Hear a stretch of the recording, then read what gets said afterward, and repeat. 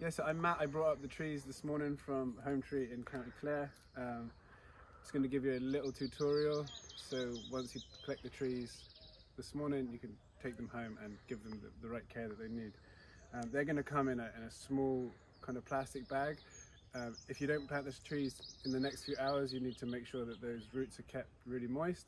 And when you're ready to plant them out, ideally within the next few days, maybe 4 days maximum, you're gonna take the tree that you're given. You're going to be given one of 5 of the native trees here, and they're probably all going to look really similar to you if you're not familiar with them. This one is the one that's really easily distinguishable. It's a Scots Pine. It's one of the native evergreens that we have here. And native is defined as that it's been here since the last ice age, so 8,000 years ago. Here we have a birch, and so you're going to have either a birch, an alder, or an oak, and they all look quite similar, and also a thorn tree. The thorn is the one that will have the thorn in it. That's pretty easily distinguishable. The next is the oak, and you'll probably see that they've got a few brown leaves on. The oak will probably be quite thicker with a bigger tap root than the other two, and quite round in the middle, and it'll be a lot more knobbly. You can also just go online and it'll tell you everything. Now the last two is the birch and the alder.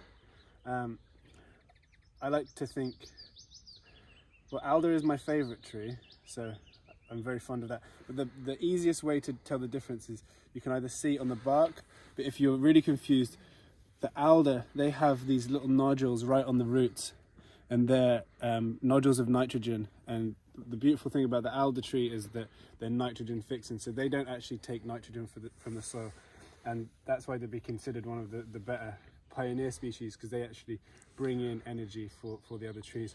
Now all of these trees will grow very well here. The more shelter they have, the better they'll grow. The healthier soil, the better they grow. So ideally you'd have a kind of sheltered spot with a nice bit of soil. But when you plant them, if you also, over the next weeks and years, if you covered a little bit around the root, just a few feet around each root, and you'll stop the grass growing, which is ideal because then the tree doesn't have competition for the nutrients in the soil. I think that's better. All of these trees, you know, could be found in a hedgerow, save really the Scots Pine. So they're all coppiceable, so once they get to a certain height, you can take their kind of the leading tip off, and they'll just spurt out from the sides. Even an oak, you know, many people would grow oak hedges, so you don't really have to worry so much about the size. But if you have a very small garden, you might put it at the north side, so it's not taking the sun. And a quick demonstration when you get the tree. Any old spade will do. You could even use your hands if it was absolutely necessary. And the best way that I find to do it is kick the spade in once, and then kick the spade in twice, and then if you come a bit closer here, you'll see that the soil kind of comes up in a little T. And then you can grab one of the trees, you take out the spade, and under that T you just want to plant the tree. If the roots can be separated as much as possible, not too hard, and then you just hold it by the tip and you can stand it in like that.